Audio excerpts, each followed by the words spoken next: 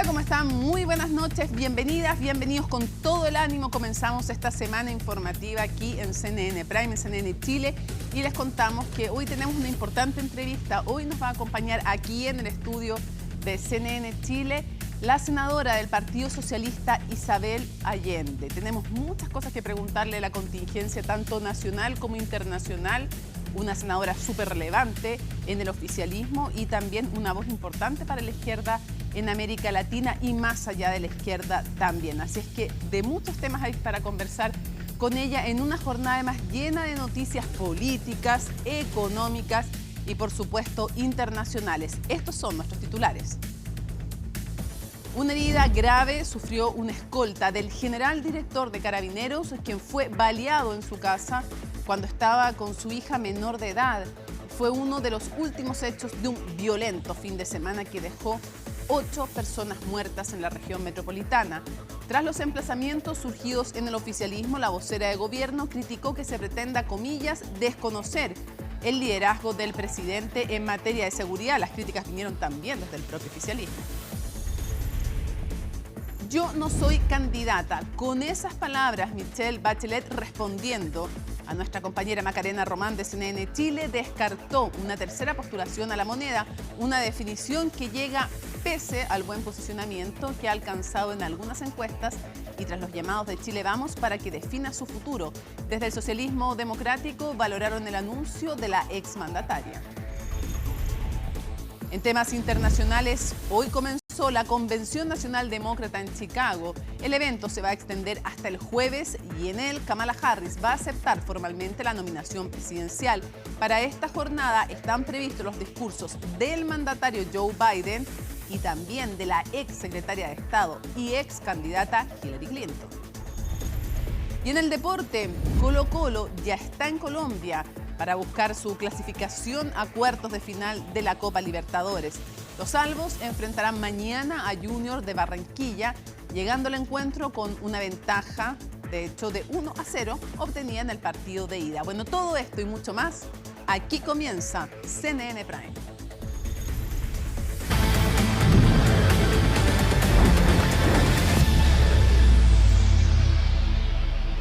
Comenzamos contándoles que la Fiscalía estima que 30 personas habrían participado en el robo en las instalaciones de la empresa Brinks en Rancagua. A las 10 de la mañana de este miércoles se va a realizar la audiencia de formalización de los hasta ahora 18 detenidos. Los detalles con Valentina Nieto.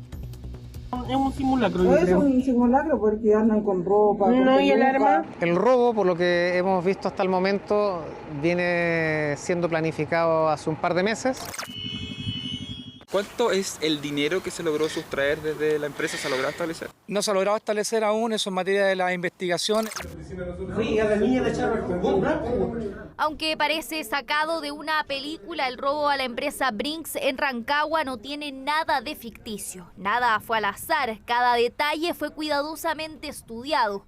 Es poder determinar si los que están hoy día sentados en el tribunal son todos o no. Sí tengo la conciencia clara de que de los que están acá hay un par que son los que idearon esto. El nivel de planificación, pero también la rapidez del robo ya dejaba ver que no serían pocas las personas involucradas. ¿Cuántas personas logró divisar? Más o menos eran 15 personas. 15 personas, Sí. entre las que estaban afuera, las que entraron. Claro. Eso en la empresa, porque mientras unos cometían el atraco, otros se encargaron de desviar la atención, incendiando al menos 7 vehículos en distintos puntos de la ciudad. En Avenida Las Torres hay un auto quemándose. Varios fueron robados unos días antes, como en el caso de Valentina, que con sorpresa se dio cuenta que su automóvil era uno de los incendiados. El día miércoles a las 7 de la mañana me doy cuenta que ya no tenía auto. Y el día viernes me doy cuenta por la seguidora de una amiga, me manda la foto y me dice, están quemando tu auto está quemado. Total, según la Fiscalía, fueron 21 vehículos los involucrados. Una cifra que para los persecutores habla por sí sola. Que hacen pensar que efectivamente estamos ante una banda de unas 25 a 30 personas que habrían intervenido en las distintas acciones que se llevaron a cabo el día viernes para perpetrar este robo. 7 detenidos, vamos en el último registro que tengo, 18 detenidos Por lo tanto, esos números se pueden ir modificando de acuerdo a la evidencia de los antecedentes que vaya encontrando el fiscal en el marco de la investigación. 18 detenidos que este miércoles serán formalizados. Del dinero robado nada se sabe hasta ahora, ni siquiera el monto exacto, el que inicialmente se cifró en 25.000 millones de pesos. Lo están echando ahí, pero se están llevando las cajas con los carros. Este tipo de organizaciones lo que hace es trabajar en forma de compartimentaje. Yo con otra persona más estamos ideando este delito, pero contratamos o subcontratamos violencia a ciertas personas que roben los autos, otros que los quemen en un lugar. Hay mucha inversión en logística, es decir, que los delincuentes posiblemente han cometido otros delitos para justamente financiar y eso involucra la necesidad de que participe mucha gente de manera directa y de forma también de apoyo indirecto. Y es que entre los involucrados había nada menos que trabajadores de la empresa, un guardia de seguridad y una tesorera. Esta última se convirtió en la 18ª detenida. Esto no es azaroso, no es que este grupo criminal fue y pensó aquí, a esta hora llegó la remesa de la Casa de Moneda con los... No, hay información. Entonces, ¿usted no descarta que ella también había entregado alguna información importante para este delito? Para nada, no se descarta en ningún caso que ella haya entregado información importante. De hecho, es todo lo contrario. Esa es la línea de investigación respecto de ella. Testigo protegido, el ocultamiento de un segundo celular y una fotografía junto a los imputados encendieron las alarmas. También la manera en la que se comportó el día del robo, en un actuar que para la Fiscalía fue a lo menos sospechoso. Efectivamente, ella, a diferencia de las otras 3 mujeres, tiene una conducta distinta de estar mirando constantemente la calle a ver quién venía y además es a la única que no reducen de manera violenta. A las 10 de la mañana en el Juzgado de Garantía de Rancagua, los 18 imputados enfrentarán la audiencia de formalización tras un atraco que dejó atónitos a todos quienes registraron lo que ya fue bautizado como el nuevo robo del siglo. ¿Con los billetes nuevos? Una fuerte baja en la inversión explicó el 1,6% de crecimiento que tuvo la economía chilena en el segundo trimestre, una cifra que decepcionó en el mercado. Y Orlando Silva nos explica cómo afecta las expectativas para el año completo. Aunque la cifra era la proyectada por el mercado, no por eso fue bien recibida.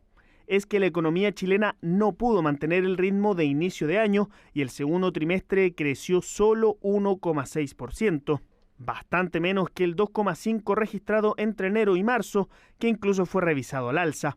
Ambas cifras cerraron un primer semestre con un PIB levemente sobre 2%. ¿Esto qué es lo que significa de cara a las cifras del año? Significa que lo que necesitamos en el segundo semestre es crecer del orden del 3% para que estemos en el 2,6% que ha proyectado el gobierno. Pero por supuesto tenemos que preocuparnos de que en el segundo semestre del año algunas de las variables que están rezagadas se vayan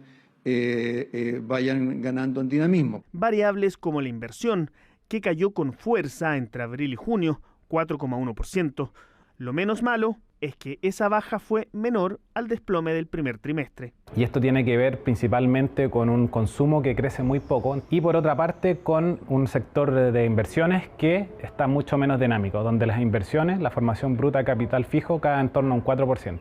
Entonces, en ese sentido está mucho más negativa. Las exportaciones crecieron más de 7% y las importaciones cayeron. Pero si uno ve, por ejemplo, la inversión y el consumo está mucho más negativo. Se observa también una discrepancia entre lo que está pasando en la demanda interna y el sector exportador. Por un lado vemos un sector exportador que continúa dinámico, particularmente relacionado al precio del cobre. Sin embargo, el consumo ralentiza en el margen y vemos una inversión que sigue cayendo, pero a un ritmo menor al que vimos en el primer trimestre. En síntesis, el menor dinamismo interno de la economía se vio compensado por un sector externo mucho mejor y que se refleja en el alza de 2,9% de las exportaciones. Si analizamos por sector, el Producto Interno Bruto fue impulsado principalmente por la minería, electricidad, gas y agua, comercio y transporte. En contraste, los servicios empresariales, agropecuarios y pesca presentaron las principales incidencias a la baja. Si uno ve desde el punto de vista sectorial, minería es el sector que está empujando con mayor fuerza la economía y detrás de ello entonces uno reconoce la entrada en operación de algunos proyectos mineros. Sin embargo, de todas maneras estamos hablando de cifras que no son, por cierto, digamos, favorables y que reconocen que todavía queda espacio para que el Banco Central continúe bajando su tasa de política monetaria de manera de permitir que la demanda interna tome una trayectoria algo más favorable hacia los próximos trimestres. Decisión de tasa de interés que será clave para la actividad en la segunda parte del año. Es importante lo que puede hacer, por ejemplo, el Banco Central de retomar, por ejemplo, el ciclo de recorte de tasas que pausó, digamos, en su última reunión. Debería haber un recorte al menos de 25 puntos base en las 3 siguientes reuniones, o sea, llegar la tasa que ahora está en 5,75, llevarla a 5. Hay otros componentes, por ejemplo, lo que puede hacer el gobierno con una política fiscal está bien limitado porque el déficit fiscal está bien alto, mucho más, el doble más o menos de lo que se está esperando. Recortes que serán clave para dinamizar la economía este segundo semestre, ya que en el mercado no comparten la proyección de crecimiento del gobierno de 2,6%. Por el lado del PIB, ya habíamos estado corrigiendo a la baja nuestras proyecciones de crecimiento. Con esto más que nada las confirmamos, que es un crecimiento de 2,3%. Nosotros vemos que este año la economía podría estar creciendo por encima del 2, en niveles más en torno a un 2,5. Es decir, que con media carrera ya corrida, el crecimiento del país este 2024 estaría más cerca de ubicarse en la parte baja de la proyección de Banco Central, que es de 2,25%. Vamos a la política. La expresidenta Michelle Bachelet descartó participar en una primaria presidencial y enfatizó que ella no es candidata. Palabras que llegaron en medio de rumores sobre su eventual intención de llegar nuevamente a la moneda y mientras en las encuestas sigue siendo la mejor posicionada por ahora del oficialismo. El informe es de Macarena Román. El primer reconocimiento Cruz a la contribución en educación superior a la expresidenta, señora Michelle Bachelet Geria. Volvió a la universidad donde sacó el título de medicina y donde su madre trabajó por décadas. Michelle Bachelet, por casualidad o no, escogió un lugar conocido para confirmar, o más bien descartar lo que muchos se estaban preguntando. Presidente, en una primaria la podríamos ver en una primaria oficialista. No, yo no soy candidato. ¿Está descartado? Está descartado. Cuidado.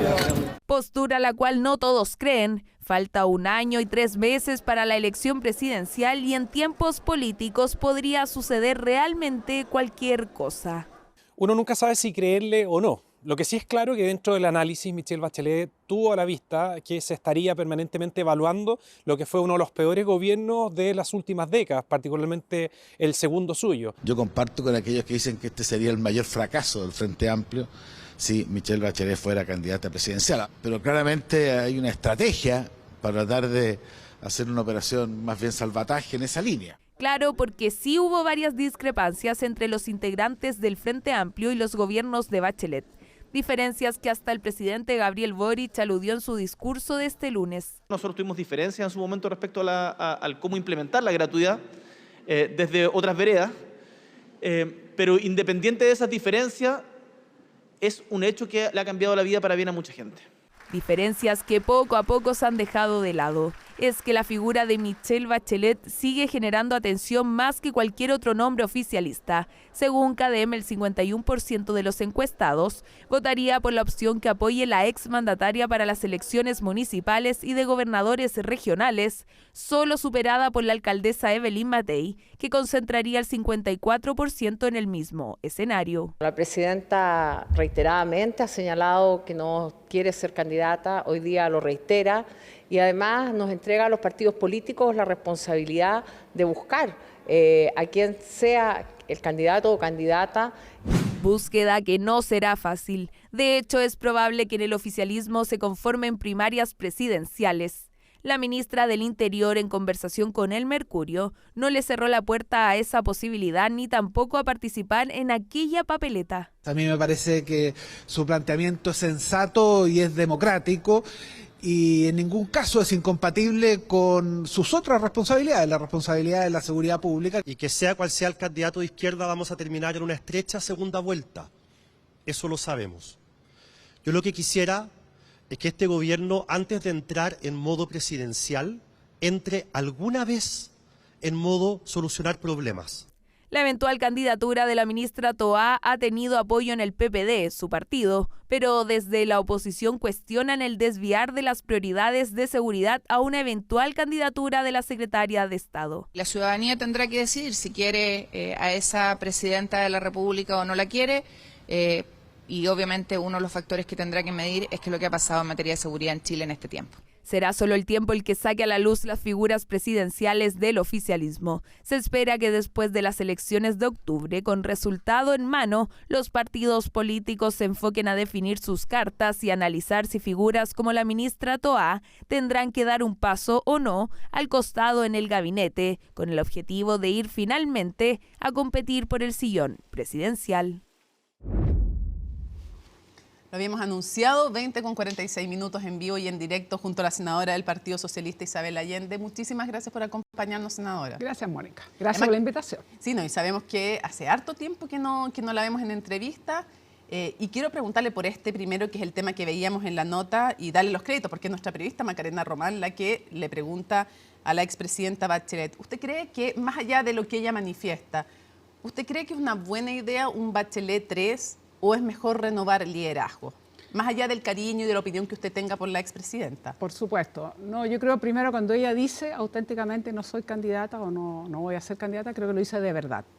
Y creo que lo que ella está tratando de hacer, y creo que lo logra bien, es unir, o intentar al menos, y lo ha hecho con el manual para las candidaturas de alcaldes, alcaldesas, en fin, y creo que juega un tremendo rol en ese sentido. Y a mí me da mucho orgullo que mucha gente todavía le dé un gran reconocimiento y le guarde cariño y afecto. Es una figura sin lugar a duda y muy importante, pero yo le creo cuando ella lo dice, y si me pregunta lo último, pues sí, yo creo que de verdad sería bueno tener otros liderazgos, también es cierto. O sea, es importante, dice usted, la renovación de liderazgo. Yo creo que sí. Ok, cuando usted piensa en las posibilidades, ¿ve figuras del PS que le parezcan que son interesantes para un desafío presidencial, o bien, no del PS, pero posiblemente apoyados por el PS? O sea, de todas maneras, el socialismo democrático tendría que tener una candidatura, no tengo ninguna duda. Y fuera de eso, creo que es interesante lo que dijo Carolina Toá, que yo comparto, que es una gran primaria. Y yo creo que eso debería convocarse. No es el momento todavía. Tenemos muchos desafíos y recién vamos a tener una elección de, como ya sabemos, las 4 elecciones simultáneas que vienen ahora en octubre. Por lo tanto, yo creo que después hay que hablar, después de esas elecciones hay que hablar de las elecciones justamente presidenciales. Pero no tengo ninguna duda que el socialismo democrático tendría que llevar. Y para terminar, si me pregunta, yo pienso que Carolina Toá es una persona que por lo menos yo pienso que se la ha jugado, está comprometida y desde una gran lucidez, y sería una buena carta. ¿Es la carta que a usted más le gustaría de las que ve hoy día dentro del socialismo democrático? Por ahora, sí. Ok. ¿Y cómo ve a un eventual rival en el otro lado del espectro político como Evelyn Matei? ¿Cómo ve a Evelyn Matei como candidata? Está jugando su rol. Hay que verla. Mire, hoy día 1 año y medio es muy largo. Pueden pasar muchas cosas. En esta época todo es como muy fluido y por lo tanto habría que ver qué es lo que pasa, porque 1 año y medio es como mucho tiempo y hay que ver que siga ese nivel de adhesión. Tuvimos experiencias en el pasado, candidaturas que parecían incombustibles, que estaban, pero de todas maneras, el caso de Lavín y otros, y después terminaron abajo. Fue el caso de Lavín, Sichel, hubo muchos movimientos, Jadwe. Nadie esperaba, la verdad, que Boric ganara esa primaria. Algunos decían incluso que no iba a tener los suficientes votos para presentarse a la primaria, o sea, la lista de adherentes, etcétera, etcétera. Así que todavía hay mucho tiempo. ¿Y usted cree que Carolina Toá está a cargo de la seguridad? Es un tema súper complejo y hoy día no marca en las encuestas. ¿Le favorece estar de ministra del Interior o le puede perjudicar?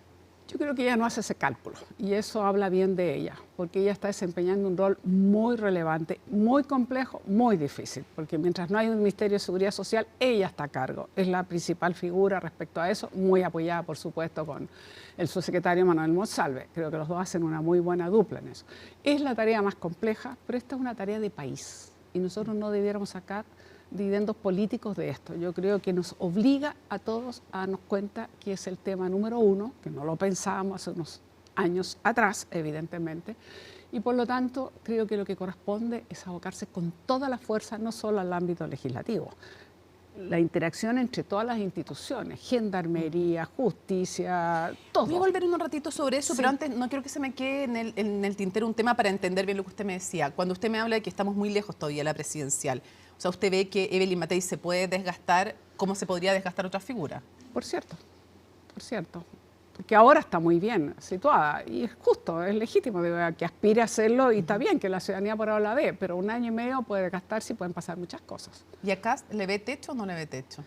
Le veo techo. Yo creo que la gente aprendió a conocerlo, la otra vez fue como la novedad, la irrupción de republicanos, hoy día la gente creo que tiene más conciencia, por lo menos en mi mirada es la extrema derecha y creo que es una mirada, digamos que ya la ciudadanía aprendió a darse cuenta. Algo de eso se reflejó también en el segundo proceso fallido de Constitución, que de alguna manera había una importante fuerza y como que impusieron un poco esas miradas y la ciudadanía rechazó. Volvemos al tema de seguridad que habíamos dejado pendiente. Yo quiero preguntarle, en seguridad, la propia presidenta de su partido, Paulina Bodanovich, pide que el presidente lidere esta tarea. Dice que están aburridos también de reuniones, entonces también hay críticas desde el propio oficialismo. La vocera le contesta, Camila Vallejo, la ministra Vallejo le contesta. No se puede dudar del liderazgo que tiene el presidente en esta materia. ¿Usted cree honestamente que le falta a este gobierno en esta materia? ¿También pediría que la liderara por su importancia el presidente? Yo creo que la está liderando, o sea, no necesita él, para eso tenemos la ministra, ese es el rol de la ministra y del subsecretario, así que ahí yo no estoy de acuerdo, pero obviamente que su preocupación esencial, es el primero que sabe perfectamente los desafíos que significa la seguridad y por eso mismo los esfuerzos que se están haciendo.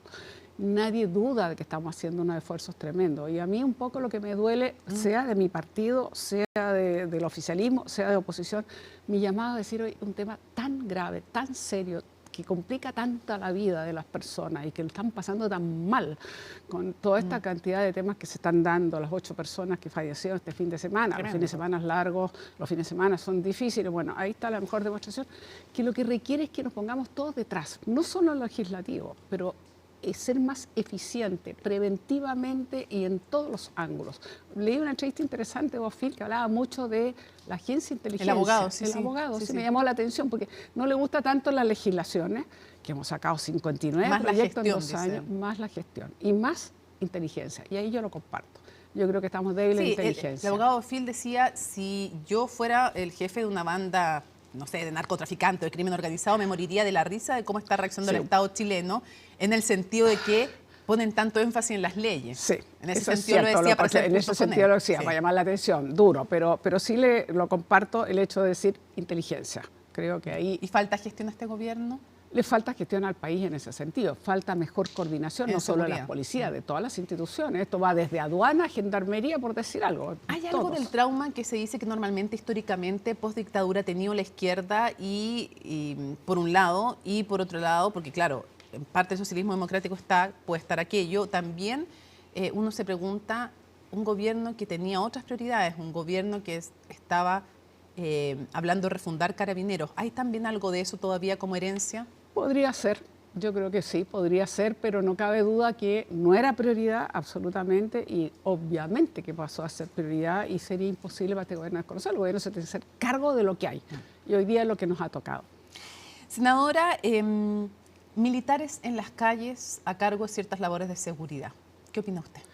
A mí especialmente me parece que está bien lo que hemos logrado, digamos, en que decimos al norte, ayudar, por supuesto, y por otro lado la zona macrocentro sur, como le llaman, que evidentemente es una situación bastante especial. De estado de excepción. De estado de excepción, estoy de acuerdo. Ahora, si usted me dice aquí, en la región metropolitana, donde hay mucha concentración, obviamente por la cantidad de población que vive, de las más graves acciones, a lo mejor de gran connotación social, no me parecería.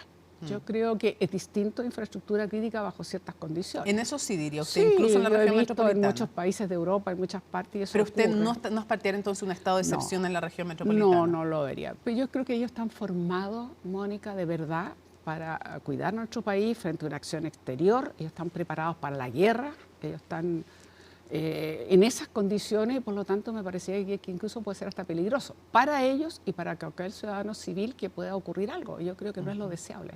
Y pues se puede correr un poquito acá, pero fue que la cámara decía ahí, justo un poquito, está perfecto. Yo pensaba que era para allá. Yo le hacía las señas, pero no. Quiero seguir preguntándole, ¿cómo ve el desmarque que ha tenido parte del Frente Amplio en otra materia, en el acuerdo de pensiones en la tramitación al que se llega al Senado y que es liderado además por el ministro Marcel, un ministro que si bien no milita en el Partido Socialista, tiene una identificación con el partido además del cual usted es parte. Incluso hay otros diputados más allá del Frente Amplio, como el diputado Soto, que dice es una reformita a la medida de las AFP. A ver, yo soy de las que apoyé y apoyo el acuerdo que se llegó.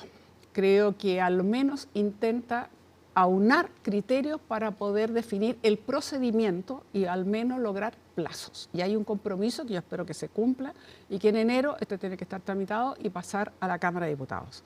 Hace más de 10 años que estamos esperando poder sacar, creo que los ciudadanos no nos van a perdonar si somos incapaces de ponernos de acuerdo, si somos incapaces de sacar una reforma que al menos permita lo que dice el ministro Marcel, a quien yo le tengo mucha confianza de su capacidad técnica, me refiero, su seriedad, de que podríamos llegar a un 30% más, elevando las pensiones actuales. No le podemos decir a la persona, mire, en 40 años más, cuando usted va a poder recibir.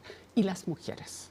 ¿Le parece justo entonces el calificativo de reformita a la medida de las AFP? No, no me parece justo. Es cierto que el programa probablemente al inicio decía no más AFP, lógico, pero las realidades a veces se encargan de demostrarnos lo que es posible. Y lo que es posible es simplemente lo que logremos de acuerdo. Yo insisto, ¿cómo nos tratarían, cómo nos mirarían si nosotros simplemente otra vez fracasamos y no hay nada? Cuando al menos ese 30%, y sobre todo las mujeres, Mónica, porque es injusto que ganen menos, que tengan más brecha, que se hacen cargo de la maternidad, que no tienen reconocimiento. No, hay que apoyar a las mujeres y en ese sentido esa solidaridad tiene que manifestarse. La quiero cambiar completamente de tema y la quiero llevar al ámbito internacional, donde yo estoy segura que muchas personas quisieran escuchar lo que usted piensa, por ejemplo, del tema de Venezuela. ¿Cuál es su opinión general sobre lo que pasó, lo que está viviendo hoy día Venezuela y lo que pasó post-elecciones, del 28 de julio? Bueno, yo del momento mismo, después de las elecciones, creo que no estoy haciendo muchos Twitter, bueno, le digo Twitter X, pero no estoy haciendo mucho, pero sí me motivó a hacerlo, porque creo que había que marcar una posición. Sí me parece que realmente es evidente que Maduro no ganó la elección y que han hecho todo tipo de acciones completamente irregulares que distan totalmente los estándares democráticos internacionales, una elección libre, informada, abierta, etc. Un fraude. Un fraude, no cabe la menor duda. Ahora, y necesitamos esas actas que ya no las mostraron y que ya no van a llegar. ¿Qué es el drama que está viendo? Por el pueblo de Venezuela, a quien todos le tenemos mucho cariño. Además, ojo, debemos agradecerle mucho. En la peor época nuestra, la dictadura de Pinochet, muchos chilenos llegaron a Venezuela y pudieron reconstituir su vida. Y en fin, fue un pueblo maravilloso, solidario, no tengo ninguna duda y creo que hay que reconocerlo.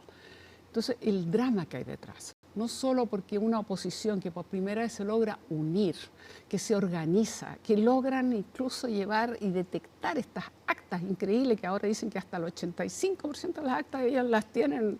Ya hasta 92 parece. Sí, hablan por lo menos hasta hace poco 85. Bueno, a mí me parece increíble, creo la frustración, el dolor y lo que significa. Pero no solo eso, ha empezado la peor parte, la represión dura, las detenciones. O sea, es incalificable. Eso es una cosa, no solo es un fraude, o sea, está acudiendo a las peores señales que hacen los dictadores que no quieren dejar su poder. Eso es lo peor que está ocurriendo. Para usted, entonces, para no malentenderla, para usted hoy día Venezuela es una dictadura. Sí, claro, es un gobierno autoritario y dictadura con todas sus letras y creo que... Y Maduro un dictador, por ejemplo, claro, evidentemente. Y creo que es muy doloroso además para esos 800.000 venezolanos que ya tenemos aquí en Chile y que nadie va a poder decir si acaso no van a llegar, no creo que en esa cantidad por supuesto, pero a lo mejor 100, 200.000 y que como país tenemos que ver. Y por eso quizás es doloroso porque no se ha logrado, pero hay que tratar de ver si es posible. Me pareció interesante al menos que Lula intente. Yo le reconozco a Lula un cierto liderazgo con un tremendo país como es, por supuesto, Brasil, pero más fronteras. Colombia y Brasil lo viven muy directamente. Bueno, obviamente que eso no resultó, no era nada fácil, todos sabíamos y entiendo, porque entiendo que quienes ganaron la elección no sientan ninguna, digamos, convicción de tener que repetir algo que sienten legítimamente que la ganaron. Pero alguna salida ojalá haya. Lo que no puede ser es que empiece la represión brutal, digamos, y la detención de gente y otra vez un no auxilio. Imagínense, son más de 8 millones de venezolanos que están afuera. Ahora quiero hacer una pregunta que tiene que ver también con su historia. Usted es la hija de Salvador Allende? O sea, usted es senadora, usted es política, usted tiene su carrera propia, pero en su biografía está evidentemente, y muchos la miran y la escuchan como la política que es, pero como la hija también del expresidente Salvador Allende, ¿no? A mucha honra. Pero eso es constitutivo de su biografía, Claro. y por lo tanto sus palabras tienen un peso. Lo que usted está diciendo ahora tiene un peso, y usted lo sabe, y es la primera entrevista que da sobre este tema, de hecho. Entonces yo quisiera preguntarle, porque hemos visto en ocasiones anteriores, en distintas épocas, a Nicolás Maduro reivindicar él a Salvador Allende. Y le quiero dar un ejemplo para que no me digan después del gobierno de la dictadura de Nicolás Maduro, para que no me digan que en el fondo estoy inventando las palabras. Voy a citar algo textual. Por ejemplo, Nicolás Maduro dice: desde Venezuela apreciamos profundamente el ejemplo del presidente mártir, se refiere a su padre Salvador Allende, y en nuestra lucha intensa, a veces incomprendida por sectores de la izquierda que nos señalan con el dedo de manera injusta, como en su tiempo señalaron a Allende y al gobierno de la UP, de la Unidad Popular, de manera injusta a un proceso revolucionario. A 50 años de su muerte decimos: Allende vive en nuestra lucha, en nuestras batallas. Mire, Mónica, mi padre hablaba de una vía chilena al socialismo. ¿Qué quería decir en 2 palabras? Eso que hablaba con sabor a empanada y vino tinto, que tenía que ser acorde a nuestra propia historia, a nuestra propia institucionalidad, a nuestra propia realidad. Por eso, para él, el socialismo era democracia, pluralismo y libertad. Aquí funcionaba, allí funcionaban en los años 70, 73, los partidos políticos, el Congreso, la prensa, todo. No es comparable. El socialismo que pretendía llegar mi padre no tiene ninguna relación con lo que se ha implantado en Venezuela. Yo entiendo que él pueda sentir una admiración por Salvador Allende, muy bien, pero pretender, digamos, que lo que hacía Salvador Allende es lo mismo que está haciendo este gobierno, que yo considero autoritario, o si se quiere, dictatorial, en mi manera de ver, de ninguna manera, de ninguna manera. ¿De alguna manera? Ninguna relación. Yo entiendo que Salvador Allende trascendió las fronteras, y no es solo en Chile. Hay una admiración en muchas partes del mundo, y hay gente que querrá interpretarlo para su lado. Pero lo que sí es válido, que uno no puede sacar lo que Salvador Allende siempre quiso. ¿No es en de alguna democracia, manera? pluralismo y libertad. Eso es muy importante. ¿Sabe por qué? Perdón, ¿sabe por qué? Piensa que esto en los años 60 había triunfado la revolución cubana. Había mucha gente que pensaba que la vía correcta era la insurreccional, la guerrilla, el poder, el asalto al poder. Y Salvador Allende va el camino contrario, por decirlo así, porque él decía, no, en democracia, pluralismo y libertad. O sea, a través el del propio Partido proceso Socialista gradual. en el Congreso de Chillán, Claro, dijo reivindica eso, la y vía después armada. proclamó un precandidato al secretario general Niceto Rodríguez. O sea, las contradicciones del Partido Socialista, nada de nuevo, digamos. Ya, pero como volviendo al presente y a este texto que yo le leía, que es textual, digamos, ¿le molesta de alguna manera que Nicolás Maduro se compare con su padre? O sea, creo que el ejemplo no resiste, punto. Entonces no vale la pena. No vale la pena. ¿Y hay un aprovechamiento ahí o no? Es que no lo sé si quiere solo aprovecharse o algo que él cree que lo que está haciendo es una revolución popular, auténtica, que yo creo que si alguna vez pretendió a lo mejor inicialmente ser un socialismo distinto, lo que ha demostrado es que ha caminado hacia el autoritarismo y por lo tanto a mí no me representa, y creo que a todos los que sentimos el socialismo democrático no nos representa en nada. Bueno, desde ese mundo del socialismo democrático, el ministro Carlos Montes, antes senador y colega suyo en el Senado, decía que el tema de Venezuela puede de alguna manera terminar afectando a toda la izquierda. ¿Qué opina usted?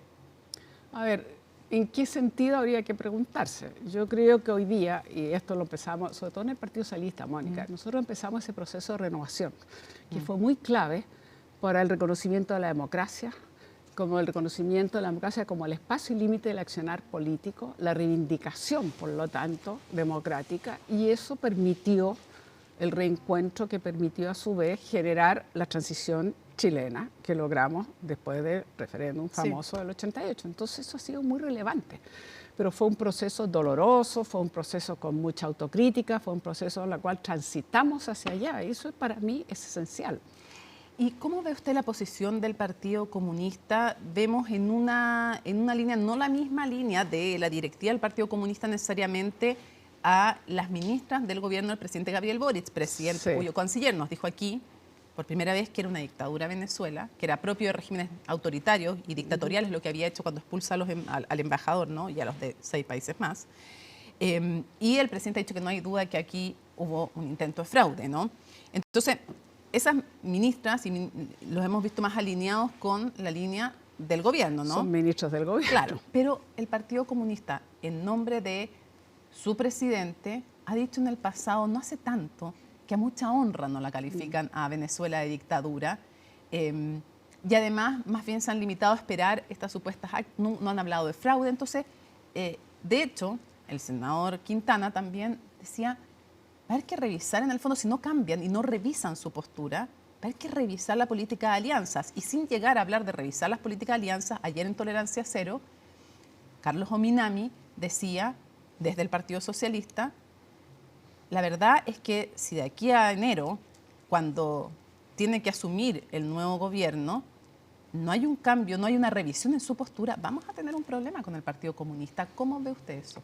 Bueno, efectivamente, hoy día el Partido Comunista es parte de nuestra coalición, hoy día es parte de un programa de gobierno que nos hemos comprometido. Por lo demás, mi mirada, el Partido Comunista, mi experiencia, además en el propio gobierno que estábamos hablando de mi padre, fue un partido con una lealtad total fuera de cuestión, digamos, puesta a toda prueba, no hay ningún problema. Yo diría, más bien tuvo problemas en su propio partido, mi padre, que con el Partido Comunista. Más con el PS que con el PC, sí. Absolutamente de acuerdo. Sin embargo, hoy día yo creo que es una posición, a mi juicio, equivocada y que ojalá la invitación sería a reflexionar.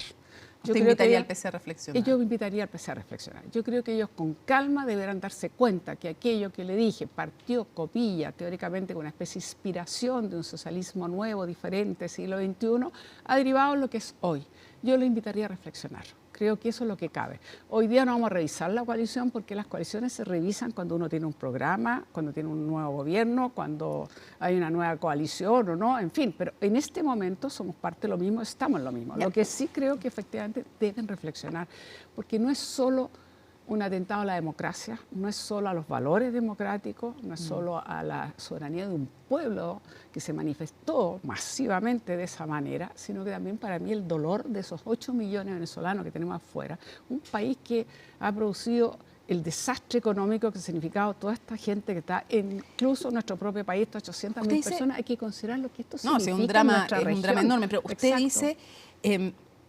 hoy no vamos a revisar, dice, porque estamos en una alianza, estamos en un gobierno junto con el Partido Comunista, pero ¿sería pensable un nuevo gobierno juntos si mantienen diferencias tan importantes como esta? ¿O usted coincide con Carlos Ominami en que cuando haya que definir un nuevo eventual gobierno juntos, si no hay cambios en esta postura sobre Venezuela, por ejemplo, sí va a crear un problema con el Partido Comunista?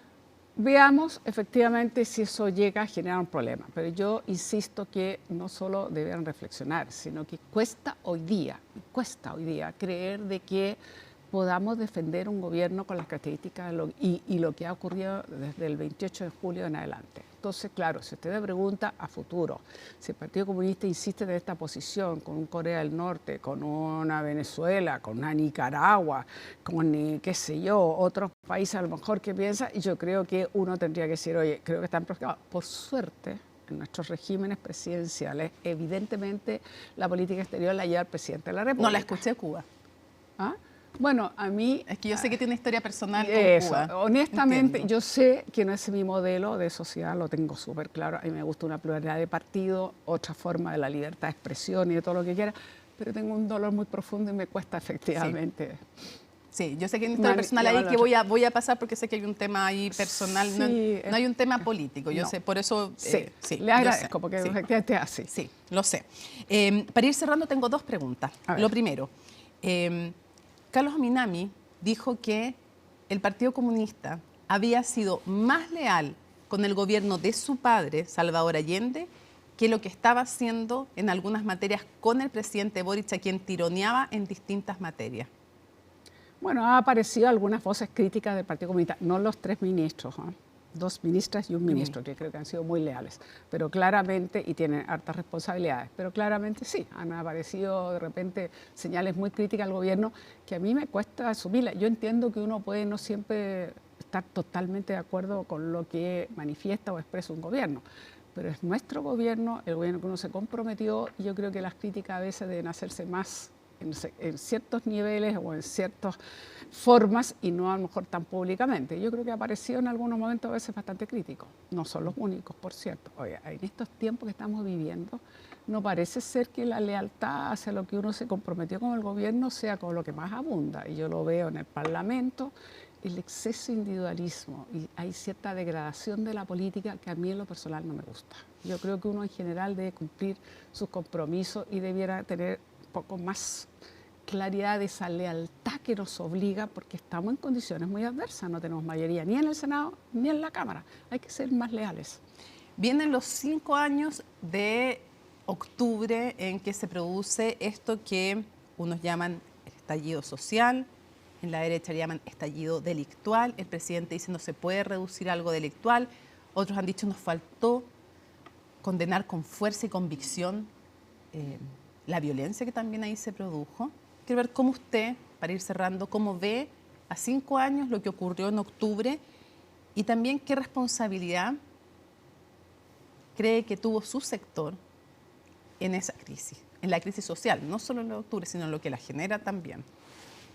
Bueno, la responsabilidad, para partir con lo último, existe. ¿Por qué? Porque fuimos durante un periodo de gobierno, en otros momentos no, pero fue un periodo de gobierno, y este es un país que tiene profundas desigualdades sociales, pero profundas, e injusticias sociales. Lo que estalló, o el estallido, o la movilización que hubo, había todo tipo de manifestaciones, pero había desde las pensiones que gente decía, a los animalistas, a gente que se sentía maltratada. Yo creo que la memoria nuestra es corta. Yo no sé si nos recordamos de algunas definiciones que incluso entregaban algunos ministros del gobierno de ese entonces, que era el gobierno de Piñera, muy despectivas, muy despectivas. La gente se sintió maltratada, fuera una injusticia social que subsiste en una medida. Y que usted asumió también que también es responsabilidad. Sí, por supuesto. ¿Por qué? Porque dejamos que esta injusticia social, digamos, no se logre revertir. Me llama la atención, alguna vez usted habló también, se hizo cargo como autocrítica del financiamiento irregular, también como las cosas que habían creado distancia con la gente y molestia. La gente tiene mucha molestia y por eso nos da poca confianza. Y yo lo dije, y es cierto, y lo asumo. Lo asumo. Nosotros deberíamos tener, y la obligación de los partidos deberíamos ser, no permitir estas cosas y ser mucho más transparentes, digamos, en ese sentido. Pero perdón, que quiero decir una cosa. Sí. A mí me parece lo que dijo el presidente Boric, tiene razón. A ver. Porque no se puede reducir como alguien quiere, como dijo que le dan... Estallido delictual. Estallido delictual, por favor. Obviamente que hubo delitos, obviamente que hubo violencia y obviamente que había que condenarla y quizás no fuimos lo suficientemente fuertes en ese momento, yo lo admito, pero por favor, no nos equivoquemos. Quemar algo que uno podría condenar no significa que todo lo que se expresó ahí es solamente delictual. ¿Por qué estalló de esa manera? Por lo que estamos hablando. La gente se sentía maltratada, con una tremenda desigualdad, con grandes injusticias. Pero el maltrato, Mónica, es algo que se resiente mucho y es muy injusto y doloroso. No solo mis condiciones de vida a veces pueden ser muy difíciles, sino que además me maltratan. Hay ironía, hay una cosa despectiva, hay una falta de consideración, hay un alejamiento de repente a las necesidades reales de la gente que ahí hay una responsabilidad de todos, de los partidos, de las dirigencias, de todo eso, que tenemos que hacernos cargo. Y ojo, que no se ha analizado lo suficiente, lo mismo que los dos fracasos constitucionales. Han pasado un poquito, pero debiera llamarnos la atención. Y por último, para rematar lo que digo, el estudio del PNUD, que no lo he leído todo, pero algunas expresiones y he escuchado. ¿Qué está pasando? ¿Cómo nos miran? ¿Por qué somos obstáculos? ¿Y qué pasa con el cambio? Y sin embargo, por otro lado, la gradualidad, que yo creo que son de las buenas lecciones que también uno tiene que aprender. Las cosas no se pueden de la noche a la mañana, ni en seguridad, ni en muchas cosas, lamentablemente nos van a acompañar por un tiempo, pero hay que hacer el camino y tenemos que ser consecuentes y coherentes con ese camino, digo yo. Senadora Isabel Allende, muchísimas gracias por habernos acompañado en CNN Prime con esta agenda abierta para revisar la actualidad. Gracias a usted, Mónica. Muy buenas noches. Buenas noches. Nos seguimos avanzando a otras materias para contarles que un funcionario policial fue baleado en su espalda tras rechazar y defenderse en un asalto en su vivienda, todo esto en la comuna de San Bernardo. El carabinero es además escolta del general director de la institución y todo este incidente se sumó a los últimos hechos de violencia que conversamos recién con la senadora del fin de semana, donde hubo 9 homicidios a nivel nacional. María Luisa Carrión con el informe. Hola, buenos días. Si se puede llamar buenos días. Es que no fue una buena mañana para Carabineros. 8:30 am y hasta esta casa en San Bernardo llegó un número indeterminado de delincuentes. Lo que no se esperaban era que aquí viviera un sargento y que además fuera escolta de nada más y nada menos que del general director. Sintió un ruido en el antejardín. Al proceder a verificar, verificó que se encontraba una persona, un antisocial, en el antejardín de su domicilio, y desde el exterior se encontraba un vehículo con 3 o 4 ocupantes, los cuales al ver la presencia de este carabinero, cual lo hacía de civil, le efectúan 3 a 4 disparos. Uno de ellos dio en su espalda, por lo que debió ser trasladado primero al hospital parroquial y luego al institucional. El funcionario estaba junto a su hija adolescente de 16 años y tan solo unos minutos antes su esposa había salido con otra menor de 3 años rumbo al jardín infantil. La Bocar y el OS9 realizaron las indagatorias instruidas por el Ministerio Público, en lo que se trataría como hipótesis inicial de un asalto. Estaban preparados los autores del delito, naturalmente, a partir de la arma que portaban, para transformarlo en un robo con violencia si es que había resistencia. O sea, estamos hablando de personas avesadas en la comisión de delitos. Tiene muchos antecedentes la persona que resultó herida. ¿Por qué tipo de delitos? Delitos contra la propiedad, robos, está asociado a muchas personas en la comisión del delito, tiene incluso participación en delitos de violencia de género. Este sujeto está hospitalizado y detenido en el Hospital El Pino tras recibir 2 impactos del arma del funcionario policial y podría ser formalizado por robo en lugar habitado y por homicidio frustrado a Carabineros. La principal preocupación mía y ocupación mía este minuto es apoyar a su familia, a sus hijos, entregándole todo lo que podamos, el apoyo psicológico y también de contención. Quiero que sepa que se equivocaron, se metieron a la casa un carabinero, los carabineros no vamos a dudar en defender a la ciudadanía. Declaraciones del general director después de visitar al funcionario herido. La mañana de este lunes también recibió un llamado de la ministra del Interior que estaba, dice, con el presidente de la República. El sargento, en tanto, debió ser sometido a una intervención quirúrgica. Tiene una herida proyectil balístico en la región torácica, ingresa en la región posterior, a la altura de la escápula, y se aloja en el hueco supraclavicular, a esta altura aproximadamente. Gracias a Dios no tiene una lesión vascular ni neural, hay una lesión pulmonar. Por lo que deberá permanecer hospitalizado en la unidad de cuidados intensivos bajo estricta observación, mientras que sus vecinos, aún consternados, señalan que no es primera vez que hay delitos en este barrio. Salimos a mirar porque fueron 8 o 10 balazos que se sintieron y no se identificaba el lugar hasta que internamente, como nos comunicamos los vecinos, supimos dónde era. Hemos tenido asaltos, encerronas. Bueno, es parte de lo que está viviendo San Bernardo hoy día. Y preocupado, sí, porque no es la primera vez, como decía el vecino. Y San Bernardo este sector en realidad se ha puesto, la verdad, preocupante. Preocupante además porque veníamos saliendo de un fin de semana largo particularmente noticioso en materia de seguridad. 9 homicidios a nivel nacional, 8 de ellos en la región metropolitana y 4 en la comuna de La Pintana. No hay contingente policial suficiente, ni para Carabineros ni para la PDI.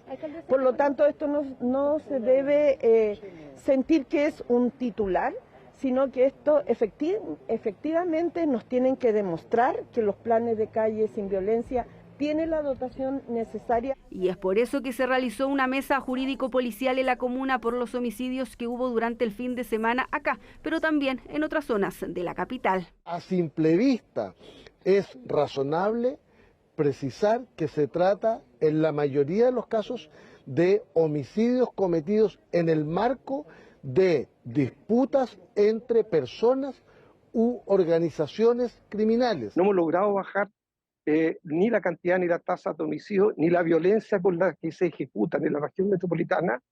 El 50% de los homicidios en promedio están vinculados a crimen organizado y el 60% de esos homicidios se cometen con armas de fuego. Violento fin de semana largo en la región metropolitana y un inicio de semana tampoco muy alentador que terminó con un funcionario policial herido a bala mientras repelía lo que podría haber sido un asalto en su propia vivienda. Seguimos avanzando para contarles que insuficientes fueron los esfuerzos de la oposición para llegar a acuerdos en comunas y regiones donde hay más de un candidato del sector inscrito. Pese al llamado reiterado de Chile Vamos, no se logró destrabar los nudos que habían en los municipios de Concepción y Cerrillos, así como tampoco en la región del Biobío. Desde el Partido Social Cristiano calificaron el proceso de negociación como una campaña de invisibilización hacia su proyecto político y arremetieron en contra de RN, la UDI y Evópoli por no haberlos incluido. Colomba Eichholz nos cuenta. Fue en conversación con CNN Prime cuando la diputada y presidenta del Partido Social Cristiano, Sara Concha, arremetió en contra de Chile Vamos y el Partido Republicano por haber fracasado en el intento de llegar a acuerdo en candidaturas únicas del sector de cara a las próximas elecciones de octubre. Buscamos todo, de hecho tengo los registros de todas las veces que intentamos llegar a poder conversar con Chile Vamos, con el Partido Republicano. Ajá. Y creo que acá hay una responsabilidad muy importante de Chile Vamos de no querer también incluir. Nosotros hoy día somos parte del sector. Existió una campaña de visibilización al Partido Social Cristiano. O sea, hoy día somos, vuelvo a insistir, un partido nacional que se conformó oficialmente en noviembre de 2022 y logró su constitución en las 16 regiones del país en marzo de este año. Un crecimiento acelerado que hoy acumula a casi 18.000 abanderados y que para las próximas elecciones registró a 80 candidatos a alcalde y postulantes a gobernadores en todas las regiones a través de un pacto con independientes. Tuvimos algunas instancias de conversación con ellos, no hay ningún ánimo de exclusión, ni tampoco incorporamos a los partidos con los que conversamos por el número de militantes, sino por una consistencia en la propuesta política. Creo que no era la oportunidad ahora como para haber profundizado en esos acuerdos, pero sí hubo acercamiento. Todos los partidos que somos oposición al gobierno nos sentamos durante semanas y meses en esta conversación buscando candidaturas de unidad. Logramos candidaturas de unidad con el Partido Republicano, logramos candidaturas de unidad con los demócratas, logramos candidaturas incluso con el Partido Amarillo. Aquí quienes no se quisieron sentar, para ser honesto, fueron otros, probablemente porque no se sienten un partido de oposición con la fuerza para enfrentar a los candidatos del presidente Boric. Sin embargo, desde el Partido Social Cristiano dicen que el llamado para llegar a acuerdos fue reiterado, así como también lo fueron las solicitudes para participar en reuniones con los partidos del sector, a quienes se les pidió realizar primarias en comunas emblemáticas como Concepción, aunque sin éxito las encuestas fueron propuestas como posible solución. Y estuvimos siempre disponibles, porque creemos que el candidato del consenso es lo mejor para que a la derecha le vaya bien, ¿no? Entonces, nosotros invitamos al candidato del Partido Republicano a participar de la encuesta. Tenían una encuesta que nunca cambió, mostrando encuestas que en verdad están de alguna manera manipuladas, o sea, encuestas que finalmente, claro, gana el candidato de republicano. Esto según la encuesta de Panel Ciudadano UDD, publicada el pasado 27 de julio, donde James Argo, apoyado por el Partido Republicano, encabeza las preferencias con un 21%, mientras que el candidato social cristiano Héctor Muñoz se queda atrás con un 10% de los apoyos, fenómeno que Sara Concha asegura se da por la cercanía que tienen los integrantes del panel de estudios con la tienda liderada por Arturo Esquella. Sin embargo, la última encuesta CADEM viene a corroborar el apoyo que tendría el Partido Republicano en las próximas elecciones, puesto que un 17% de los consultados votaría por un candidato republicano, mientras que un 2% preferiría apoyar a un aspirante del Partido Social Cristiano. Hay partidos políticos que en época electoral, en lugar de hacer proposiciones o trabajo en conjunto, lo que están intentando hacer es pelearse y salir en la prensa, sobre todo, claro, después de las encuestas donde Republicanos aparece como un partido con más apoyo. Nosotros, por el contrario, lo que estamos haciendo es seguir trabajando. La falta de acuerdo y la eventual dispersión de votos que se genere por aquello es ahora la preocupación de los partidos de oposición. Y es que a puertas de comenzar el periodo de campañas, lo único que resta es el desempeño de sus candidatos en terreno. Bajo un sistema de mayoría relativa como el que se utiliza para escoger alcaldes, es decir, que la candidatura con más votos se quede con el municipio, es prácticamente suicida competir con tres partidos, en este caso el Social Cristiano, Chile Vamos y el Partido Republicano, cuestión que no sucede necesariamente para escoger gobernadores regionales. Puesto que el sistema utilizado para esa elección es de mayoría calificada, es decir, el ganador en primera vuelta es aquel que obtiene al menos el 40% de los votos y en caso de no conseguirlos, compiten las dos primeras mayorías en una segunda vuelta. 9:24, seguimos avanzando y les contamos que el presidente del Partido Comunista, Lautaro Carmona, le manifestó al subsecretario de Justicia, Jaime Gajardo, su preocupación por lo que él considera como drástico régimen de visitas en recintos penitenciarios a propósito de la prisión preventiva de Daniel Jadwe. El ministro Luis Cordero respondió que no hay tratos excepcionales y que este tipo de requerimientos generan situaciones impropias, como nos cuenta Estefanía Bustamante. Qué bueno que pudiste conectarte. ¿Está todo bien? Sí, yo creo que hay un problema técnico que prevenir. El problema técnico para unirse a la tradicional entrevista en la radio ligada al Partido Comunista pasó a segundo plano cuando el presidente del PC abordó los casi 80 días en prisión preventiva de uno de sus principales líderes, Daniel Jadwe. No se va a arrancar, no se va a llevar la municipalidad. Él estuvo 3 años mostrando sus cuentas. Fíjate que las visitas son 2 veces a la semana, de 2 a 5 personas como máximo. Si uno de los 5 no va, se queda con 4. O sea, todo lo que sea lo más drástico. Un régimen de visitas drástico para el partido que ha coordinado las comitivas a Capitán Llaver, donde Jadwe está recluido desde el 6 de junio, pese a los reiterados intentos de sus abogados. Un tema que, según reconoció el timonel comunista, lo conversó con el subsecretario de Justicia. No está todavía para mí cuál es la argumentación que sostiene eso, ¿no? Hiciéramos pedido incluso al propio subsecretario de Justicia, que conocemos mucho porque es de nuestra militancia, ¿por qué no se afina un reglamento que sea para todos por igual? Cuando una autoridad pública está en funciones, exponerlo a ese tipo de requerimientos u opiniones generan situaciones impropias, pero el subsecretario ha sido muy claro cuál es la regulación vigente. Fue tajante el ministro de Justicia en que no hay razón para tener reglas excepcionales frente a las inquietudes del PC con el subsecretario, que además milita en dicho partido. No es la normalidad entonces que esto ocurra. ¿Es común que algún partido esté llamando para las condiciones? No es común, y a mí me parece que la respuesta del subsecretario Gajardo ha sido impecable, es la regulación vigente y es la que corresponde. Nosotros entendemos obviamente lo que ha planteado el ministro de Justicia y lo compartimos, entonces no entendemos ni queremos hacer de esto ningún tipo de situación. Insistimos, acá lo importante es que quede claro que no hay ningún tipo de excepcionalidad que se quiera plantear. Más bien se trata de una preocupación permanente, dijo la secretaria del PC, quien tuvo que salir al paso de las dudas en medio de su visita al comité político en La Moneda. Lautaro Carmona, en tanto, no está disponible para responder, según transmitieron desde el partido. No estamos pidiendo privilegios para Daniel, pero para todos por igual no es bueno esto, no le hace bien, no es casi abusar de la condición de atacar a la justicia y aplastar la contraparte. Eso a mí me preocupa mucho. Lo cierto es que, según el reglamento, cada establecimiento penitenciario tiene un régimen que debe garantizar 2 visitas a la semana por interno. No hay sistema diferenciado en ningún recinto del país, a menos que exista una solicitud especial debidamente justificada. El sistema de prisión preventiva hoy día tiene protocolos y reglamentos. Sería importante que si se detecta, por ejemplo, incumplimientos, se establezcan obviamente las denuncias correspondientes. Aquí hay un tema del cual obviamente en lo de fondo el Ejecutivo se ha estado haciendo cargo. Pero el Ejecutivo también recibió críticas de Carmona sobre una de las insignias del gobierno, el Plan Nacional de Búsqueda. Un mensaje que el timonel PC transmitió tras su visita a la 7ª región, en ciudades como Linares, que dijo también frecuentó el alcalde de Recoleta. La gente ya siente que el plan de búsqueda tiene poco involucramiento el resto de la gente. O sea, no puede ser un plan de búsqueda en un gabinete encerrado, con computadores múltiples si quieren, pero no al aire, no con la gente, no con esa vitalidad. Es la visión del Partido Comunista en momentos complejos para su relación con el resto del oficialismo. Sobre Daniel Jadwe, en tanto, insistieron en que, apoyados por la comunidad internacional, seguirán pidiendo su salida de prisión preventiva. La reforma de pensiones sigue con la misma piedra de tope. ¿Cómo distribuir el 6% de cotización extra? Natalia Muñoz nos muestra que si bien hay acuerdo en cómo legislar la iniciativa, no lo hay para nada en el contenido más polémico.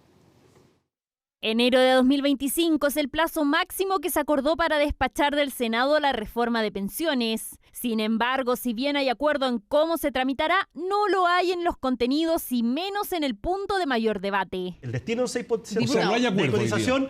De nuevo no hay acuerdo. Que yo no puedo decir van a estar los votos de la UDI con el titular que me propone el gobierno. ¿Cómo se va a distribuir el 6% de cotización adicional? Esa continúa siendo la principal piedra de tope en la reforma. El gobierno ofreció 3 puntos a cuentas individuales, además 1 para compensar la mayor sobrevida de las mujeres y 2% como préstamo al Estado para financiar jubilaciones en base a años cotizados.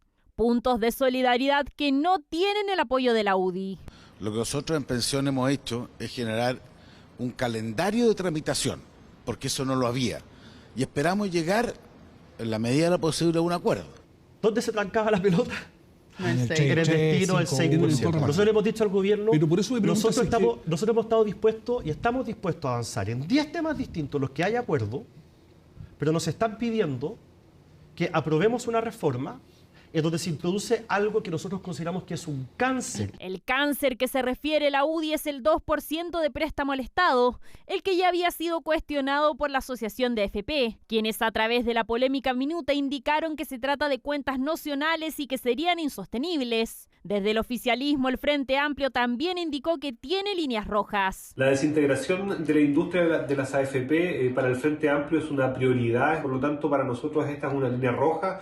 Vamos a seguir llevando adelante propuestas para lograr una efectiva desintegración de la industria de las pensiones. Así, los parlamentarios frente amplistas expusieron que no consideran vinculantes los acuerdos logrados en el Senado y que revisarán punto por punto el proyecto cuando regrese a la Cámara de Diputados. Cuando se logra un acuerdo en una Cámara del Congreso, uno no está esperando que eso sea automáticamente vinculante con la otra Cámara. Yo diría, dediquémonos a trabajar en darle contenido. Cuando eso haya ocurrido, no me cabe duda de que todos los sectores se van a sentir adecuadamente representados. Es que la discusión no ha sido nada fácil. Ya han pasado casi 2 años en el Congreso. Ahora, con el protocolo de acuerdo de tramitación, se busca destrabar la reforma, discutiéndose uno a uno los puntos de discordia y votándose en general y particular en la Comisión de Trabajo y Hacienda del Senado, ambas con minoría del Ejecutivo. Nuestros pensionados no pueden esperar más.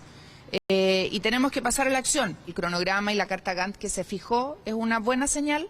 Nosotros vamos a apoyar la idea de legislar. Hay temas que son difíciles, hay temas que son complejos de resolver y por lo tanto acá se trata de compatibilizar acuerdos políticos, pero que también tengan sustentos científicos, sustentos técnicos. Voluntad para despachar el proyecto que, según el oficialismo, no tendría la UDI. Quiero valorar las palabras y el rol que ha tenido el presidente de Renovación Nacional, Rodrigo Galilea, que ha intentado construir un acuerdo que, por lo que usted me dice, la UDI todavía no se suma. Tenemos alrededor de 14 o 15 puntos que yo diría que hay bastante acuerdo. De hecho, en la primera sesión ya se votó las lagunas previsionales con la relación al fondo de cesantía.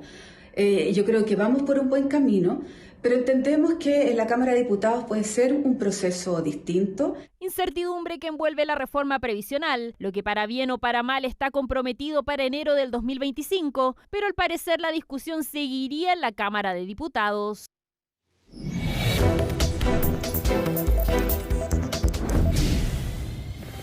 9:32. Elección presidencial en Estados Unidos, parte de nuestros comentarios internacionales, esta ocasión con Isabel Guerra. ¿Cómo estás? ¿Cómo estás, Mónica? Muy buenas noches.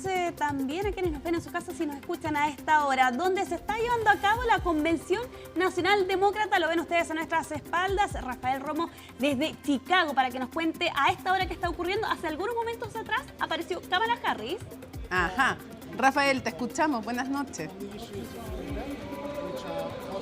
Sí, efectivamente, Mónica, Isel, ¿qué tal? ¿Cómo están? El saludo cordial para ustedes desde Chicago. Efectivamente, hace escasos minutos que la candidata demócrata a la presidencia de Estados Unidos, Kamala Harris, hizo su aparición en este escenario que se encuentra detrás de mí. Hacía apenas media hora que su compañero de fórmula, Tim Walz, había hecho lo propio. Había mucha especulación sobre si iba a aparecer o no, qué forma lo haría, y apareció en pleno escenario y, para sorpresa de muchos, no solamente saludó a la gente, sino que también pronunció un discurso. Ahora, este no es el discurso más importante de la semana, fue solamente una salutación para los delegados que se encuentran en este lugar.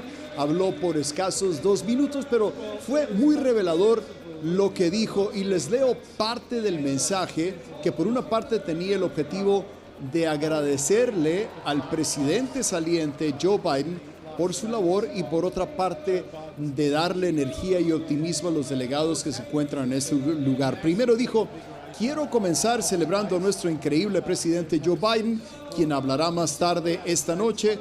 Joe, gracias por tu liderazgo histórico, por tu vida de servicio a nuestra nación y por todo lo que seguirás haciendo. Te estaremos eternamente agradecidos. Eso fue en cuanto al presidente Biden.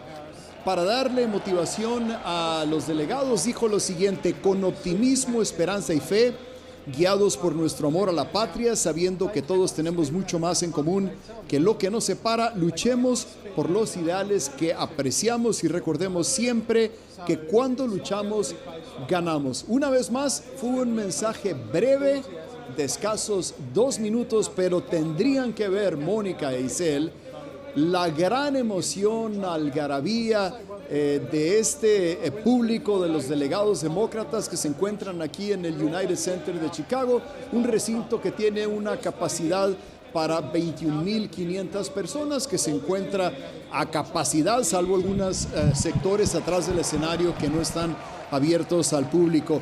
Así que una noche la noche de apertura para la historia. Estamos esperando que en cualquier momento suba a este escenario la exsecretaria de Estado Hillary Clinton. Le seguiría la primera dama Jill Biden y supongo que ella va a ser la presentación del presidente actual Joe Biden. Es lo que están esperando estos delegados. Hay gran emoción esta noche y bueno, un momento revelador el que acaba de tener Kamala Harris, la candidata a la presidencia por el Partido Demócrata. Mónica y Isel, vuelvo con ustedes. Rafael, sí, de hecho estábamos viendo ahí a pantalla dividida la imagen, ¿no?, de la aparición de Kamala Harris, ojo, con de fondo la canción Freedom de Beyoncé, que de hecho en las horas posteriores, incluso a que se anunciara que Biden abandonaba la carrera por la reelección, ya Beyoncé entregaba en su momento el respaldo para que pudiera utilizar esa canción. Y como bien lo señalaba ahí Rafael, claro, la algarabía de quienes están en el United Center Arena en Chicago, donde se han estado reuniendo estas últimas horas, y claro, con esta Convención Nacional Demócrata que vamos a ver hasta el próximo día jueves. Hoy con ese discurso que estamos esperando, el de Joe Biden, que encabeza, que entrega la antorcha, como lo ha dicho en más de alguna oportunidad Biden. Rafael, ¿cuáles dirías tú, porque estamos comenzando con esta convención, que son los momentos a los que hay que poner mayor atención? Para tu gusto. Sin duda alguna, el momento que acabamos de ver con la candidata fue muy revelador. Sí. Era muy importante y así nos lo habían dicho los delegados con los que hemos platicado. Era muy importante agradecerle al presidente Biden, quien tomó la decisión personalmente de hacerse un lado porque él quería ir a un segundo mandato en la Casa Blanca, pero las encuestas no le favorecían y él mismo tomó la decisión de hacerse a un lado. Va a ser muy interesante ver lo que tenga que decir la secretaria de Estado Hillary Clinton. Ustedes recordarán que fue candidata presidencial en 2016, compitió contra Donald Trump, fue una contienda en la que salió derrotada y va a ser muy interesante ver lo que tenga que decir, si se enfoca en Donald Trump o si más bien dedica su discurso a motivar, a darle esperanza a los delegados. Por otra parte, yo creo que el momento cumbre de la noche va a ser lo que tenga que decir el presidente actual, Joe Biden. Se espera que sea su último gran discurso de su carrera política, que ya está en el ocaso. Rafael, que a todo esto me permites una licencia. Yo quiero agradecer además a Rafael, que lo estábamos viendo recién en pantalla y lo seguimos en contacto con él, por la gentileza y la ayuda que nos están dando también con la cobertura, los datos y todo, porque es un grande que maneja todos los datos, conoce a todo el mundo conoce a Rafael además y nos ayuda muchísimo, así que aprovecho de hacerte este agradecimiento en público y paso a preguntarte, porque Isel también tiene sus preguntas. Estamos viendo en estos momentos a Alexandra Ocasio-Cortez, que es de este grupo más a la izquierda dentro del espectro del Partido Demócrata. ¿Cómo la recibieron a ella? Porque también Kamala Harris y la elección que hace del vicepresidente tiene esta gracia de lograr unir a todo el Partido Demócrata. Sí, es muy buen punto el que haces, porque ciertamente si nos remontamos un mes antes de que Joe Biden tomara la decisión de hacerse un lado, 2 meses, había fisuras en el Partido Demócrata, había división y tenían que ver con asuntos como el apoyo de Estados Unidos a Israel en la guerra contra Hamas. Hay una ala del Partido Demócrata que realmente no está de acuerdo cómo se ha manejado esa parte de la política internacional de Estados Unidos, pero déjame decirte que hemos visto un gran cambio desde el momento en que Kamala Harris se convirtió en la abanderada del Partido Demócrata. Hemos visto gran unidad e incluso personas como a quien acabas de mencionar, la congresista Alexandria Ocasio-Cortez, se han mostrado completamente a favor de la candidatura de Kamala Harris. Hubo dudas en un momento de que eso iba a suceder, pero lo que hemos visto en las últimas 4 semanas y lo que estamos viendo esta noche es gran unidad entre el Partido Demócrata. Rafael, y justamente en esa misma línea, ¿cuál es el ambiente que se puede percibir de parte de los miembros del Partido Demócrata? Y te lo pregunto particularmente por 2 situaciones. Primero, las protestas que hemos visto desde hace algunos días en los exteriores, ¿no?, de donde se está desarrollando la Convención Nacional Demócrata. Pero por otro lado, respecto de esta figura de los votantes no comprometidos y de los delegados que hay detrás de esos votantes no comprometidos, que los vimos en las primarias, ¿no?, sobre todo en Michigan, donde básicamente una población votante demócrata dijo: no voy a votar por Biden, voy a votar en blanco. Y claro, ¿cuál es, teniendo en cuenta, ¿no?, esos 2 factores, cuál es el ambiente que se vive dentro del Partido Demócrata, sobre todo bajo la premisa de lo que ocurre en la Franja de Gaza y las protestas pro-palestinas que hemos visto en estas últimas horas? Sí, es una excelente pregunta, porque ciertamente los votantes no comprometidos son una especie de sombra actualmente en el Partido Demócrata, y aquí adentro del recinto se ve gran unidad. Afuera hay protestas de manifestantes pro-palestinos que dicen que el Partido Demócrata, dentro de la figura de Joe Biden y también de Kamala Harris, no están haciendo lo que se debería hacer en el tema de Gaza, en el tema de la guerra entre Israel y Hamas. Así que te hablaba hace un momento de que hay unidad en el partido. Ciertamente la hay, la podemos ver aquí, pero eso no quiere decir que el 100% del partido esté completamente de acuerdo. Ahora, si me permites, hago una comparación. El mes pasado estábamos en la convención republicana en Milwaukee, y ahí, por ejemplo, era muy notable cómo el partido republicano se ha convertido en el partido de Trump. Ahí no veíamos a figuras del Partido Republicano, figuras históricas como los Cheney, por ejemplo. No vimos a ex candidatos presidenciales como Mitt Romney. No vimos a ningún miembro de la familia Bush, que por años y años fueron abanderados del Partido Demócrata. Aquí estamos viendo a los Clinton. Vimos también a Jesse Jackson, que le hicieron un homenaje esta noche. Fue precandidato de decir presidencial en 1984, el primero de la raza negra.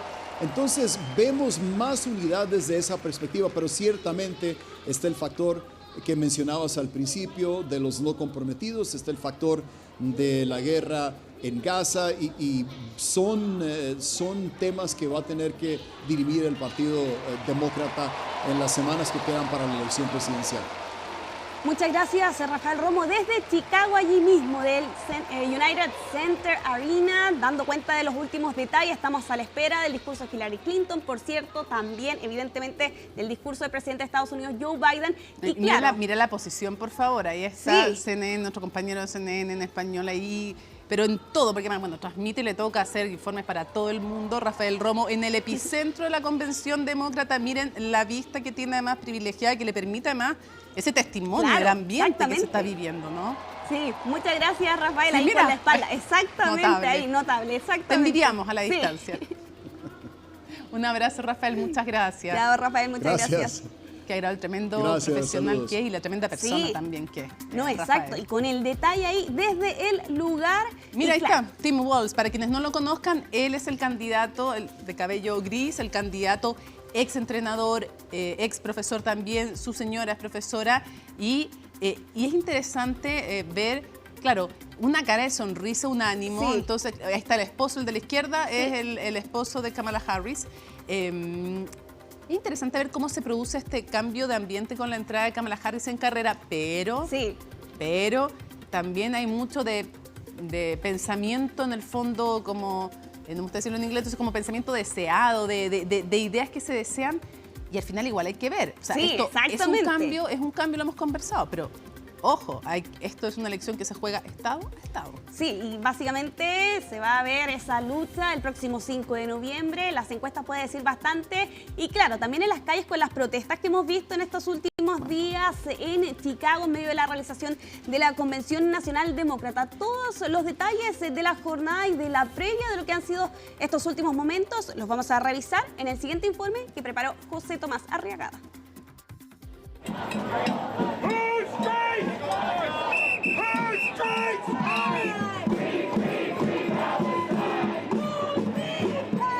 Este era el ambiente que se vivía este lunes en las horas previas al comienzo de la Convención Nacional Demócrata en Chicago.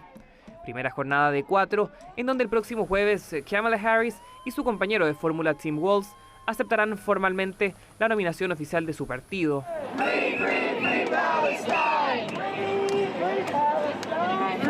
Es la protesta de grupos pro-palestinos quienes critican la gestión de Joe Biden respecto al rol de Estados Unidos en medio del conflicto entre Israel y Hamás.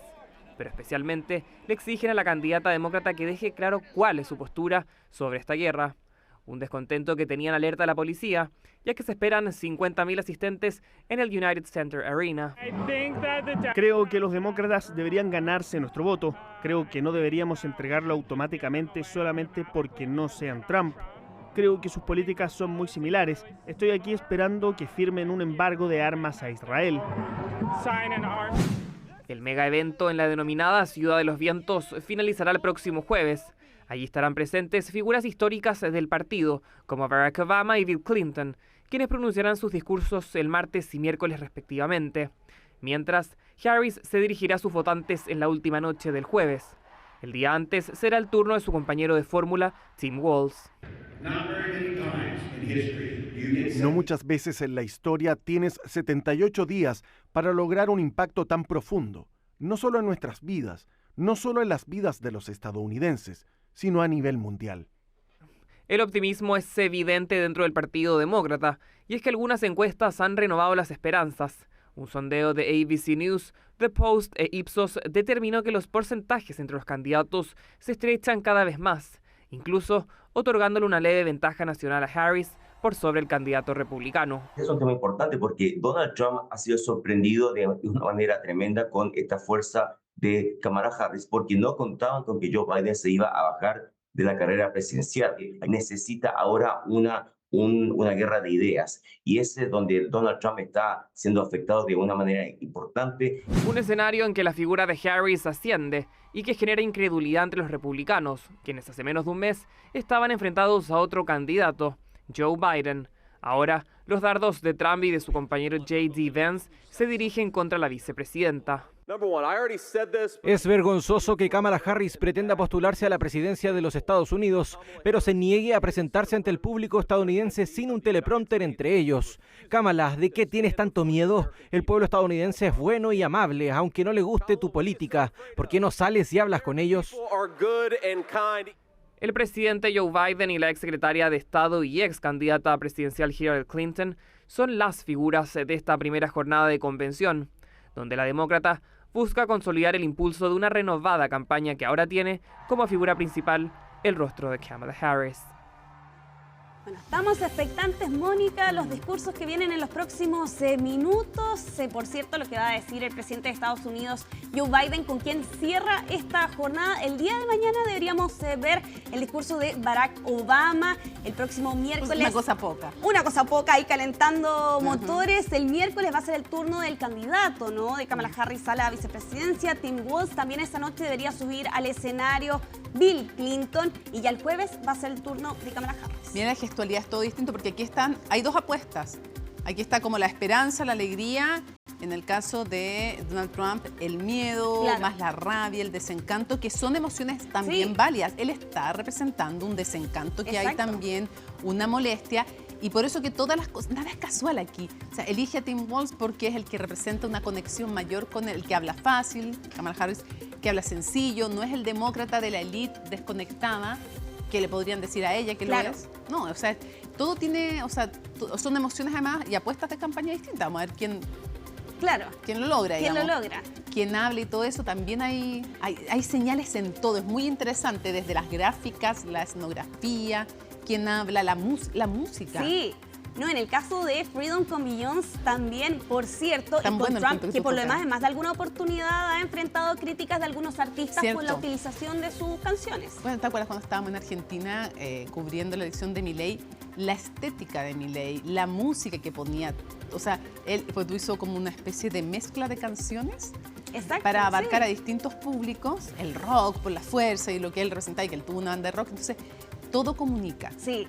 Y nada es casual. Nada es casual, nada es casualidad en la política estadounidense y eso lo hemos visto, por cierto, durante esta jornada. Pero justamente avanzando en la revisión internacional, nos vamos a quedar brevemente en Estados Unidos para hablar de una confirmación que han entregado desde la inteligencia de este país a una denuncia que a mediados de este mes habíamos escuchado parte de la campaña de Donald Trump apuntando a Irán como responsables de un hackeo a su campaña, y durante esta jornada las agencias de inteligencia de Estados Unidos han confirmado esa denuncia. Efectivamente, aquí tanto el FBI como otras agencias federales, entre ellas la Dirección de Inteligencia Nacional, entregaban durante este día una declaración conjunta donde han confirmado que el país, Irán, hackeó la campaña de Donald Trump. No está claro qué tanta información o qué información en particular fue robada. El equipo de Trump había dicho anteriormente que lo que se había alcanzado a robar con este hackeo, este phishing, ¿no?, por medio de un correo electrónico, había sido información pública. Pero lo cierto es que aquí estas agencias estadounidenses dicen que la razón detrás de este hackeo de la campaña de Donald Trump era para avivar la discordia y socavar la confianza en las instituciones democráticas, apuntando por lo demás aquí una actividad iraní cada vez más agresiva. Y claro, con un hackeo que aseguran fue por medio de un correo electrónico a alguien de la campaña, y en esa misma línea también señalaban estas agencias estadounidenses que también intentaron hacer lo mismo con la campaña de Biden y con la campaña de Kamala Harris la semana pasada, también con un ataque de estas mismas características, con este correo con un clic o más bien un enlace malicioso, ¿no? Esa es la estrategia que, según asegura tanto el FBI como la Dirección de Inteligencia Nacional, fue utilizado en este caso para acceder a información, documentos de la campaña de Donald Trump en una denuncia que habían lanzado hace algunos días atrás, en particular el pasado 11 de agosto. Y claro, ahora finalmente confirmada por el FBI y estas otras agencias que funcionan en Estados Unidos. Vamos a avanzar en esta revisión internacional. Una de las noticias del día, sin duda, Mónica, más allá evidentemente de la Convención Nacional Demócrata, es este naufragio, ¿no?, de este yate en las costas italianas frente a Sicilia, a 800 metros aproximadamente es donde se produjo este naufragio de este yate de lujo que lamentablemente dejaba una persona fallecida y otras 6 que están desaparecidas, en una búsqueda que continúa a esta hora, y todo esto debido a un naufragio que se produjo en horas de la madrugada debido a una tormenta sumamente fuerte en lo que es denominado una manga marina, una especie de mini tornado. Y claro, habían 22 personas a bordo, 12 pasajeros, 10 tripulantes, y lamentablemente en ese momento cuando se reporta esta violenta tormenta que genera el naufragio de este super yate, como lo han calificado. Lamentablemente ya han confirmado la muerte de una persona, aparentemente sería el chef de esta embarcación, pero además hay 6 personas que están desaparecidas, entre ellos el empresario tecnológico británico Mike Lynch, que ha sido considerado básicamente como el Bill Gates británico. Con ello también está desaparecida su hija Hannah, de 18 años, y hay 15 sobrevivientes, Mónica, de lo que relatan fueron momentos de horror. De hecho, lo que han reportado aquí algunos de los sobrevivientes es que, por ejemplo, una mujer de 36 años estaba a bordo de esta embarcación con su hija de un año. Y que exactamente ellas son parte del grupo de sobrevivientes, y señalaba que para intentar salvar a su hija, ¿no?, y lo que intentó ella fue tomarla en sus brazos y mantenerla siempre arriba para que evidentemente no pudiera ahogarse producto de las violentas olas que habían en ese momento. Y ella señalaba en este relato que estaba todo totalmente oscuro, que no se podía ver absolutamente nada y solo se podía escuchar los gritos de auxilio del resto de los sobrevivientes. Lo cierto, Mónica, es que hasta esta hora todavía continúa la búsqueda de estos 6 personas que están desaparecidas. Evidentemente, con cada hora que pase, la probabilidad de poder encontrarlos con vida es muchísimo menor, y todo esto debido a un hecho meteorológico que se registraba durante esta madrugada y con otro navío que estaba bastante cerca, que tuvo allí una estrategia de salvataje para poder evitar que pudiera ocurrir lo mismo con ellos de lo que había ocurrido con esta embarcación, y que de hecho lograron ayudar a algunos de los sobrevivientes. Logran ayudar a algunos. Exactamente, lograron ayudar a algunos, pero claro, lamentablemente los reportes de quienes estaban allí también señalaban que básicamente vieron cómo esta super yate de 56 metros empezó a hundirse frente a sus ojos. Qué impresionante, qué dramático. Y esta madre logra salvar. Logra salvar a esta hija de un año, sí. La verdad es que es bastante dramática su relato, lo que cuenta, los detalles de lo que fue ese momento. Bueno, un par de avisos, volvemos para terminar CNN Prime, viene CNN Tiempo, pero ahí están viendo nuestro programa, lo hace todo un gran equipo, Aquí se debate. Empezamos con los Aquí se debate municipales, hoy la Florida, así es que no se lo pierdan. Todos los candidatos, todas las candidatas, importantes definiciones, así es que después de CNN Tiempo, por supuesto que comenzamos con los debates municipales, así es que no se lo pierdan, todos invitados. Tenemos importantes definiciones, importantes preguntas que hacerles a cada uno de los aspirantes al sillón municipal, y están todos aquí en CNN Chile, así es que la invitación está hecha de parte de todo el equipo que prepara este programa. Así que esa invitación, y por supuesto que la invitación también es, primero, que nos sigan sintonizando a través de las pantallas de CNN Chile, donde nos ven, pero también nos escuchan a través de CNN Chile Radio.